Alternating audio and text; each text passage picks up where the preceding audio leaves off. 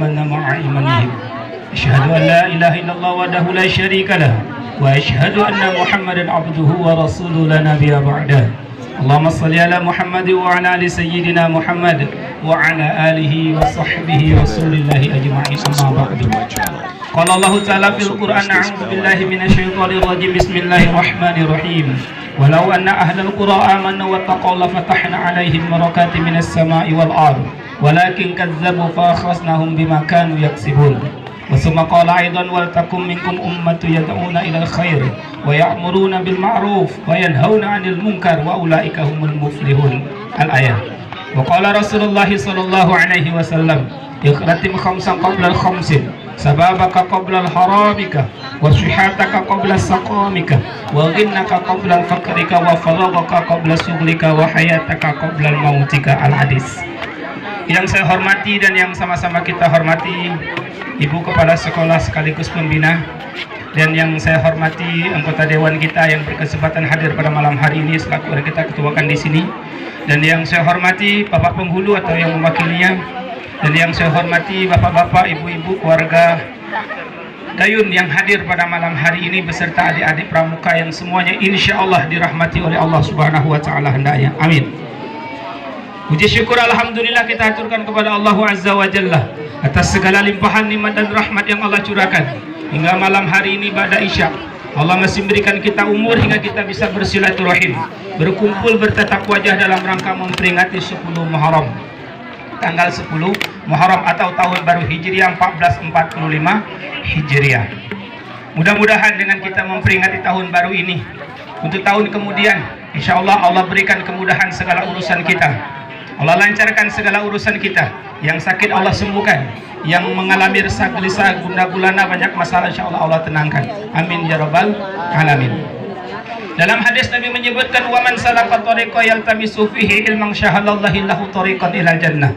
Barang siapa yang berjalan atau pergi untuk menimba ilmu, maka Allah akan mudahkan jalan masuk ke surga. Di hadis lain Nabi menyebutkan orang yang hadir di majelis ilmu, berkumpul di sana untuk menimba ilmu, nazzalat alaihimus sakinah, Allah akan turunkan ketenangan di hati.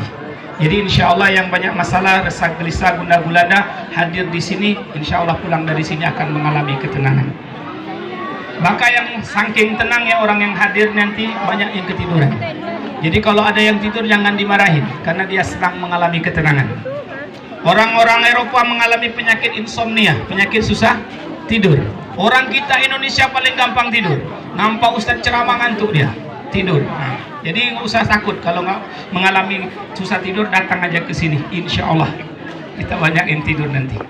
Yang kedua, untuk mengalami ketenangan kata Nabi dengan berzikir. Ala bizikrillahi tatma'innul qulub. Ketahuilah dengan kamu mengingat Allah, dengan kamu berzikir, hatimu akan menjadi tenang. Dalam hadis Nabi menyebutkan perbedaan orang yang berzikir dengan orang yang tidak berzikir. Kamatsali hayy wal mayyit, seperti orang yang hidup dan orang yang mati. Jadi kita juga dituntut agar kita senantiasa berzikir. Maka dalam hadis lain Nabi menyebutkan orang yang tidak punya hafalan Al-Quran dalam dirinya, maka dia seperti bangkai yang berjalan. Artinya kita harus dituntut juga punya hafalan Al-Quran. Walaupun tidak 30 juz, minimal juz 30. Kalau nggak juz 30, minimal separuh dari juz 30. Kalau nggak hafal minimal 30. Kul a'udzu birabbin nas, kul a'udzu birabbil falaq, kul huwallahu ahad. Kalau nggak hafal juga mati aja lah. Masa nggak hafal 30? Pak Ustaz, saya cuma hafal kul huwallahu ahad, tidak jadi masalah. Pernah ada sahabat Nabi datang ke Nabi, ya Rasul, kami punya sahabat kalau disuruh jadi imam bacanya kulhu terus, tidak ada yang lain. Dipanggil oleh Nabi, kemari sahabatku, benar apa yang dikatakan sahabatmu ini, kalau engkau menjadi imam, engkau baca kulhu terus. Naam ya Rasulullah. Kenapa engkau baca? Inni uhibbuha, saya sangat cinta dengan kul huwallahu ahad. Maka Nabi menyebutkan hubbuha iyyaka adkhalakal jannah, cintamu terhadap kul huwallahu ahad menyebabkan engkau masuk ke dalam surga. Nah, inilah oke.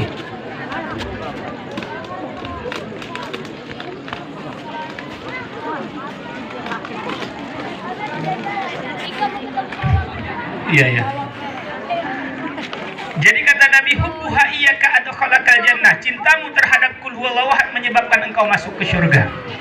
Inilah dalil yang kita tunggu-tunggu. Jadi kalau punya bapak-bapak jadi imam bacanya qul hu terus, ibu jangan marah.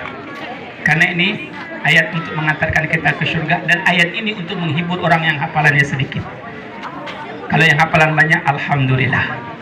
Lalu yang selanjutnya untuk mendapatkan ketenangan, kata Nabi, nikah. Al-Quran menyebutkan dalam surah Al-A'raf ayat 21, wa min ayatihi an khalaqalakum min anfusikum azwaja litaskunu ilaiha. Dan dari tanda-tanda kekuasaan Allah, Allah jadikan kamu pasangan dari jenis kamu sendiri, litaskunu ilaiha, agar kamu mendapat ketenangan. Jadi insya Allah yang belum nikah, setelah nikah dia akan tenang. Yang sudah nikah insya Allah tenang. Kalau masih belum tenang, nikah sekali lagi. Bercanda, jangan marah Bapak Ibu. Nah, jadi jemaah hadirin yang saya muliakan, selawat dan salam marilah kita aturkan kepada Rasul kita, Nabi kita Muhammad sallallahu alaihi wasallam, dengan lafaz Allahumma sholli ala Muhammad wa ala ali sayyidina Muhammad. Assalamu alayka ya Habibullah, assalamu alayka ya Rasulullah. Dalam sebuah hadis Nabi menyebutkan, jika suatu majelis ilmu didirikan, di sana tidak dibacakan selawat, maka majelis itu dikatakan majelis batil, tidak ada keberkahan. Maka jangan lupa baca selawat kepada Nabi. Dalam hadis Nabi menyebutkan, man shalla alayya salatan, siapa yang selawat atas aku 1 kali, sallallahu alaihi wasallam biha asyra, Allah berselawat 10 kali. Jadi 1 kali kita berselawat, Allah berselawat 10 kali. Makna Allah berselawat 10 kali diperjelas oleh Rasulullah, mengangkat 10 derajat bagi orang yang berselawat dan menghapuskan 10 dosa bagi orang yang berselawat. Jadi selawat ini juga bisa melunturkan dosa kita. Nah, jemaah hadirin yang saya muliakan, sebelum saya lanjutkan isi tausiah dari apa yang saya sampaikan pada malam hari ini, sedikit saya perkenalkan diri kita untuk lebih akrab dengan kita. Karena Nabi menyebutkan dalam dalam sebuah Al-Quran, Allah mengatakan dalam surat Al-Hujurat ayat 13, ya ayuhan nas, wahai sekalian manusia, inna khalaqnakum, sesungguhnya kami jadikan, kami ciptakan, min zakari, dari seorang laki-laki yakni Adam, wa unsa, dan seorang perempuan yakni Hawa, wa ja'alnakum su'uba wa qabaila, kami jadikan kamu berbangsa-bangsa dan bersuku-suku, lita'arofu, agar kamu saling mengenal. Artinya kita disuruh untuk berkenalan. Laisa hubbu illa bita'aruf, tak kenal maka tak sayang. Yang lebih parah, belum kenal udah sayang. Nah, ini parah. Nah, jadi jemaah hadirin yang saya muliakan, maka sedikit saya akan memperkenalkan diri saya untuk menambah lebih keakraban kita. Nama saya Andi Irawan. Saya dari anggota MDI Majelis Dakwah Islamiyah Perawang, dan saya tinggal di kilometer 6. Alhamdulillah udah dikaruniai anak 4 orang. Istri saya orang Jawa, kebetulan mertua saya bawa ke sini untuk menemani saya ke sini. Jadi nggak ada teman, maka saya bawa beliau. Dan saya di sini memang namanya nggak beda dengan ustadz-ustadz yang lain, tidak ada Arabnya. Namanya Andi Irawan, karena kebetulan orang tua saya tidak tamat sekolah agama. Jadi beliau melihat di televisi ada nama Andi Irawan, beliau ambil namanya. Nggak ada Arabnya, tapi ada juga Arabnya, Arab maklum, sama Arab cemas. Nah, jadi jemaah hadirin yang saya muliakan, baik ini sekilas pengenalan dengan saya. Saat ini kita sudah masuk tanggal 11 Muharram. Sudah 11, masuk ke 12 saat ini. Maghrib tadi sudah pergantian hari. Jadi kita ini memperingati tahun baru Hijriah. Dalam surat At-Taubah ayat 36 Allah menyebutkan minha arba'atun hurum. Ada 4 bulan yang Allah muliakan, atau yang dimuliakan dari 12 bulan antara perputaran langit dan bumi. Salah satu mutawalliyatun, ada 3 bulan yang berurut-urutan atau berturut-turut. Apa dia? Zulqa'dah, Zulhijjah, Muharram. Jadi Muharram saat ini. Nah, jadi jemaah hadirin yang saya muliakan, ma baina Jumada wa Sya'ban, satunya terletak di antara Jumadi akhir dan Sya'ban, yakni bulan Rajab. Jadi Rajab termasuk bulan haram, bulan yang dimuliakan di sisi Allah Subhanahu wa ta'ala. Nah, jemaah hadirin yang saya muliakan, lalu amalan apa yang bagus, yang pantas kita lakukan di bulan Muharram ini? Yang pertama, dalam hadis Nabi menyebutkan sebaik-baiknya puasa setelah puasa Ramadan adalah puasa di bulan Muharram. Jadi dianjurkan puasa. Itu yang pertama. Kenapa puasa? Nabi menyebutkan dalam hadis, kullu amal ibni adam lahu. Setiap amalan anak Adam itu untuk anak Adam. Illa saum, kecuali puasa. Fa innahu li, sesungguhnya puasa itu untukku, kata Allah dalam hadis kudusi. Wa ana ajzibi, aku yang akan membalasnya. Puasa untukku, aku yang akan membalasnya. Artinya diterima atau tidak puasa kita hanya Allah lah yang tahu. Nah, di sini Allah menyebutkan puasa untukku, aku yang akan membalasnya. Jangan diartikan kalau Allah butuh puasa kita, tidak. Kalau Allah sudah menisbatkan sesuatu kepada dirinya, maknanya sesuatu itu mulia. Contoh, Allah menyebutkan Baitullah, rumah Allah. Jangan diartikan Allah berada dalam rumah itu. Maknanya Allah memuliakan rumah itu. Itu maknanya. Contoh lain, Rasulullah, utusan Allah. Bukan berarti Allah berada dalam utusan itu. Maknanya Allah memuliakan utusan itu. As-saumuli, puasa untukku. Bukan Allah butuh puasa kita. Artinya Allah memuliakan orang yang berpuasa. Jadi dianjurkan puasa kapan, Pak? Sebenarnya tanggal 10 itu yang lebih afdolnya. Tapi kalau tak sempat, di tanggal berapa saja selagi masih di bulan Muharram, tidak jadi masalah. Kenapa dengan tanggal 10? Karena hadis Nabi mengatakan, ketika Nabi bertemu dengan orang Yahudi yang mana mereka sedang berpuasa, Nabi bertanya, kalian sedang puasa apa?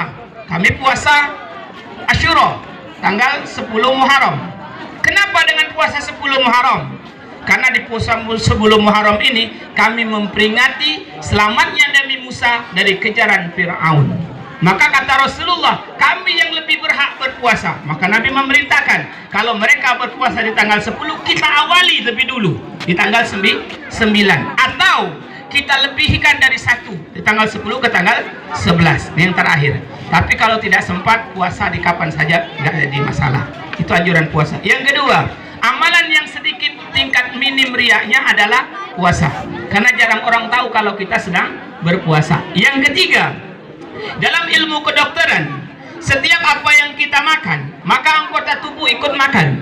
Daging ikut makan, tulang ikut makan, darah ikut makan, kulit ikut makan. Tapi seketika kita sedang berpuasa, anggota tubuh ini nggak ada yang dia makan. Apa yang dia makan? Penyakit yang ada dalam tubuh kita. Makanya kata Nabi, as-somtu sihahun, puasa itu sehat. Yang sakit mah tes puasa, sembuh insya Allah. Saya mengalami penyakit mah karena sering nanya berpuasa. Sampai sekarang emak saya alhamdulillah tidak kambuh lagi. Kenapa? Karena puasa, kata Nabi, menyehatkan. Nah, jadi jemaah hadirin yang saya muliakan, kalau tidak sanggup puasa, maka amalan lain baca Quran. Kalau tidak bisa juga baca Quran, zikir. Kalau tidak zikir, amal harta, sedekah di bulan Muharram ini. Karena termasuk juga sedekah terbaik adalah di bulan Muharram ini. Kenapa dengan sedekah? Karena dalam Al-Quran Allah menyebutkan, Rabbi laula akhartani ila ajalin qarib. Kata orang yang mati terhadap Allah, ya Allah, sekiranya Engkau berikan kami kesempatan hidup sebentar saja, fa sadaqah, kami akan sedekah.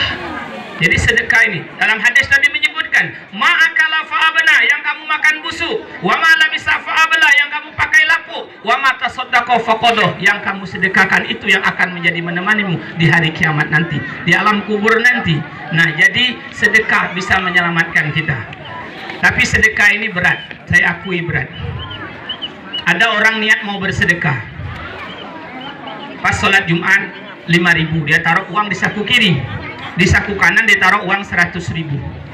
Saat kota infak lewat, waktu khotib naik mimbar, dia kantuk, salah cabut, tercabut uang 100.000.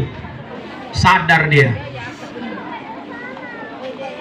lama dia nengok kota infak tuh, mau diambil malu, nggak diambil kebanyakan, menyesal. Makanya pas sholat Jumat jangan ngantuk, jangan tidur, nanti salah cabut, menyesal nantinya. Nah, jadi jemaah hadirin yang saya muliakan, dalam Al-Quran surat Al-Baqarah ayat 261 Allah menyebutkan, masalul ladzina yunfikuna amwalahum fi sabilillah kamasali habbatin ambatat sab'a sanabila fi kulli sumbulatin mi'atu habba wallahu yudha'ifu liman yasha wallahu wasi'un alim. Perumpamaan orang yang mendermakan, meninfakkan hartanya di jalan Allah seperti dia menanam sebuah benih lalu tumbuh 7 tangkai, dari setiap tangkai tumbuh 100 tangkai bagi orang yang Allah kehendaki. Wallahu wasi'un alim, Allah maha luas pengetahuannya. Jadi kata Allah dalam ayat ini, orang yang berinfak itu seperti dia menanam sebuah benih. Dari uang 100 jadi tumbuh jadi 1 juta. Berkembang bagi orang yang Allah kehendaki. Wallahu wasi'un alim. Allah maha luas pengetahuannya. Jujur, sebelum saya tahu ayat ini Pak, Bu, kalau saya berinfak tuh ngambil uang dari dompet itu nilai uang paling kecil.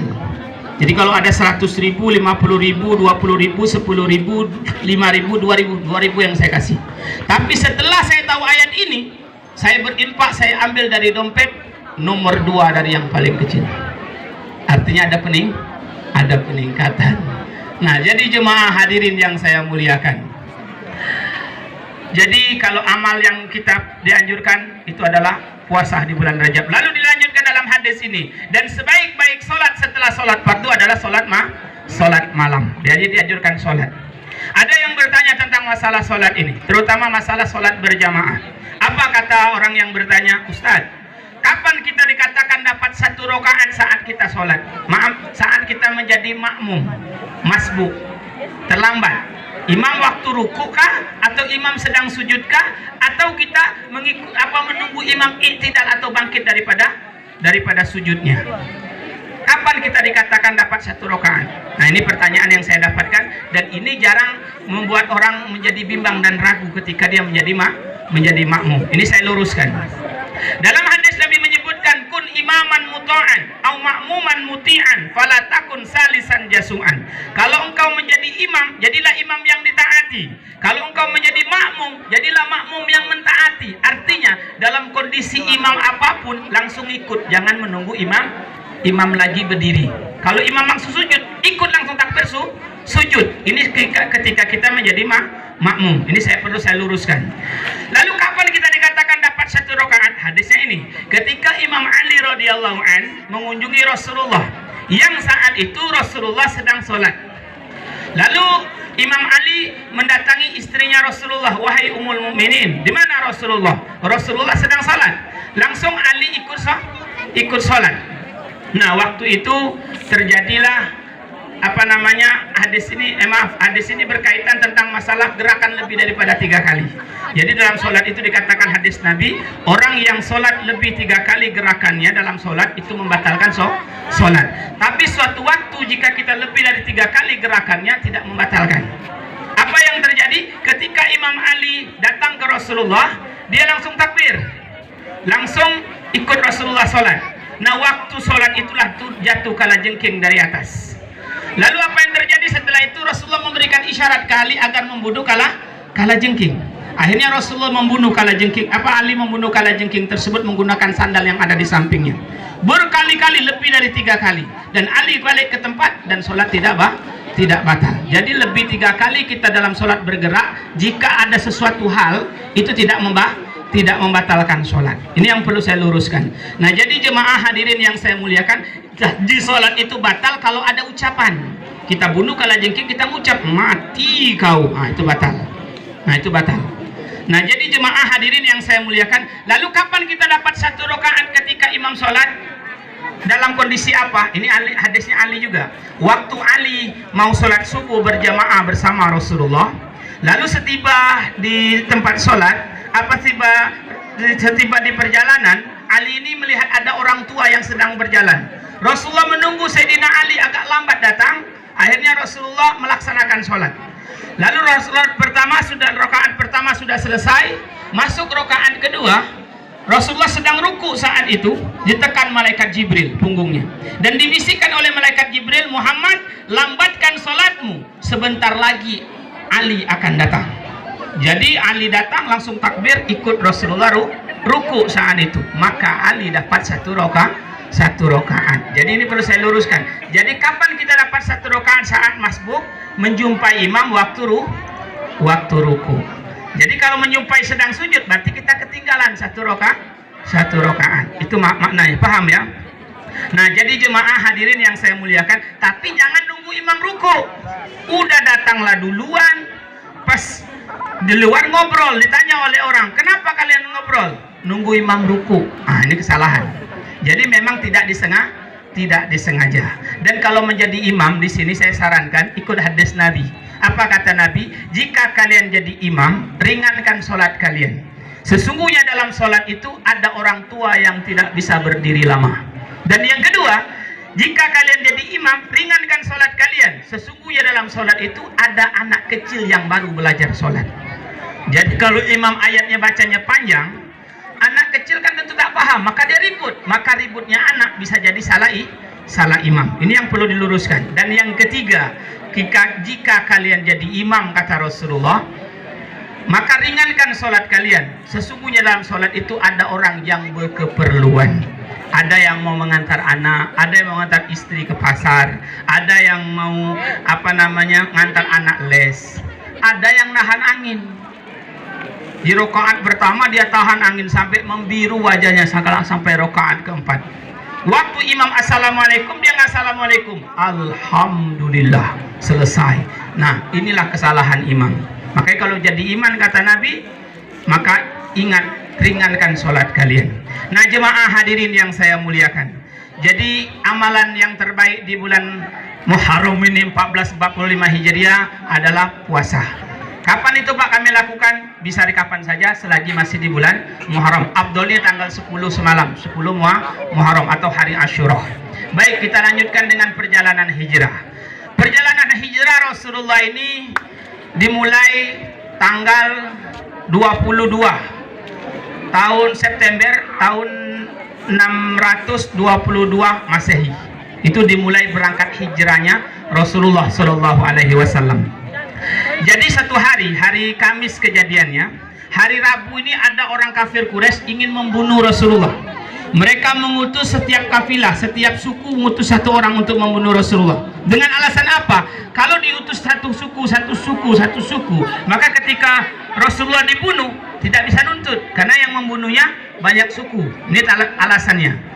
Nah, jadi jemaah hadirin yang saya muliakan, maka pada hari itu malaikat Jibril datang ke Rasulullah. Muhammad, malam hari ini engkau harus hijrah, harus pergi dari sini, karena orang kafir ingin membunuh engkau. Itu ceritanya. Jadi Rasulullah memanggil Sayyidina Ali. Ali, malam hari ini engkau gantikan posisi tidur aku. Menggantikan posisi tidur artinya menggantikan mati.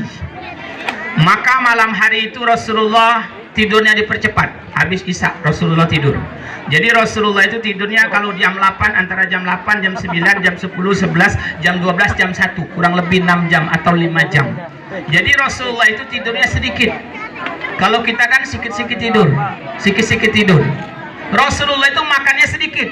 Kalau kita kan sikit-sikit makan, sikit-sikit makan. Makanya gendut-gendut kita ini, karena kebanyakan makan. Nah, jemaah hadirin yang saya muliakan, maka malam hari itu Rasulullah sudah dikepung oleh orang kafir Quraisy. Lalu turunlah ayat surat Yasin ayat 9. Ada yang hafal? Waja'alna min baini aydihim sadda wa min khalfihim sadda fa'aghshaynahum fahum la yubsirun. Ini ayat tentang mengenai hijrah Rasulullah pertama kali. Dan ayat ini boleh kita pakai, boleh kita gunakan jika kita dalam kesendirian membawa barang berharga. Ini guru saya yang ngasih. Bagaimana cara menggunakannya Pak Ustadz? Maka baca dulu salawat 3 kali, istighfar 3 kali, surat Yasin ayat 9 3 kali. Insya Allah jika ada orang ingin membahayakan kita, ingin merampok kita, Allah tutup matanya hingga tidak bisa melihat kita. Maka waja'alna min baini aydihim sadda wa min khalfihim sadda fa'aghshaynahum fahum la yubsirun. Kami taruh dinding di hadapan mereka, kami taruh dinding di belakang mereka, kami tutup mata mereka sehingga mereka tidak bisa melihat. Keluarlah Rasulullah pada malam hari itu, mereka kayak orang kena pukau, terdiam semua, tertidur semua. Diambil Rasulullah pasir, ditaruh di kepala oleh orang tersebut, oleh Rasulullah di kepala orang tersebut. Ini pernah dilakukan oleh Sunan Bonang ketika dikepung oleh orang-orang non-muslim ingin membunuh beliau. Maka Sunan Bonang mengambil pasir, membaca ayat ini, dilempar ke orang tersebut. Maka pasir yang dilempar oleh Rasulullah itu spontan, yang dilempar oleh Sunan Bonang itu spontan menjadi batu besar. Inilah salah satu karomah daripada Sunan Bonang. Itu Sunan Bonang yang baca, kalau kita nggak akan berubah. Nah, jadi jemaah hadirin yang saya muliakan, lalu Rasulullah keluar malam hari itu Setelah kian lama berjalan, mereka tersadar. Rasulullah kemana larinya? Rasulullah diajak oleh Abu Bakar mendaki bukit Jabal Sur. Jabal Sur itu bukitnya terjal, beda dengan Jabal Nur. Jabal Nur itu tempat turunnya wahyu. Jabal Sur itu tempatnya sembunyi Rasulullah dari kejaran orang kafir Quraisy. Mendaki Rasulullah ke Jabal Sur itu tanpa menggunakan alat penerang, tanpa menggunakan senter. Rasulullah naik ke Jabal Sur itu gelap-gelap. Kalau gunakan senter nampak oleh orang kafir. Nah itu dia, tangkap dia. Jadi Rasulullah nggak menggunakan alat penerang pada malam hari itu. Jadi kalau ada adik-adik naik motor nggak menggunakan alat penerang, jangan suuzon. Dia sedang mengenang hijrah Rasulullah. Nah jadi jemaah hadirin yang saya muliakan, jadi setiba di Gua Sur, maka Rasulullah mau masuk, dicegat oleh Abu Bakar. Ya Rasulullah, jangan masuk, biar aku yang masuk. Jika ada yang membahayakan diri engkau di dalam gua ini, biar aku yang menanggung risikonya. Jadi Abu Bakar ini pasang badan untuk melindungi Rasulullah Shallallahu Alaihi Wasallam. Jadi jemaah hadirin yang saya muliakan, waktu Abu Bakar masuk ke dalam, dilihat oleh Abu Bakar banyak lubang-lubang ular dalam gua itu. Apa yang dilakukan oleh Abu Bakar? Dia buka gamis yang di luar. Dia ada dua gamis, gamis di dalam, gamis di luar. Gamis di luarnya dibuka oleh Abu Bakar, lalu dia sobek, lalu dia tutupilah lubang-lubang ular tersebut, ditutup oleh Abu Bakar. Setelah sekian banyak tertutup lubang ular, tinggal satu lubang ular yang dia tidak bisa tutup karena sudah habis alat penutupnya. Apa yang dilakukan oleh Abu Bakar? Dia selonjorkan kakinya, dia tutup dengan induk jari kaki sambil dia bersandar ke batu. Jadi kalau ada bapak-bapak bersandar ke dinding, dia lipat tangannya, dia tundukkan kepala, dia pejamkan mata, dia selonjorkan kakinya, jangan suuzon. Dia sedang mengenang hijrah Rasulullah itu. Nah, jadi jemaah hadirin yang saya muliakan, jadi waktu bersandar di dinding itulah dipanggillah Rasulullah. Ya Rasul, masuklah, tidurlah engkau di pangkuanku atau pahaku. Jadi tidurlah Rasulullah di paha Abu Bakar. Apa pengakuan Abu Bakar ke Umar? Wahai Umar, tidak ada hari yang lebih indah kulalui dalam hidup ini melainkan Rasulullah berada di pangkuanku saat itu. Dia merasa bahagia sekali, tenang jiwanya malam hari itu. Jadi tidak ada hari yang lebih indah kulalui dalam hidup ini kecuali Rasulullah berada di pangkuanku atau di pahaku. Ibu sesayang apalah suami ibu kepada bapak. Lama nggak kira-kira ibu tidur di paha bapak? Saya yakin nggak akan lama. Saat sedang tertidur lelap, lupanya kaki Abu Bakar yang menutup kakinya menutup lubang ularnya terlepas. Waktu terlepas keluarlah ular dari lubangnya. Dipatoklah kaki Abu Bakar malam hari itu. Dipatok kaki. Apa pengakuan Abu Bakar ke sahabat? Saat binatang berbisa itu menggigit tubuhku, sekujur tubuhku ini mampu aku menahannya. Tapi satu yang tidak bisa aku tahan, air mata. Jadi air mata tak bisa ditahan. Mengenai pipi Rasulullah. Assalamu alaikum ya Rasulullah.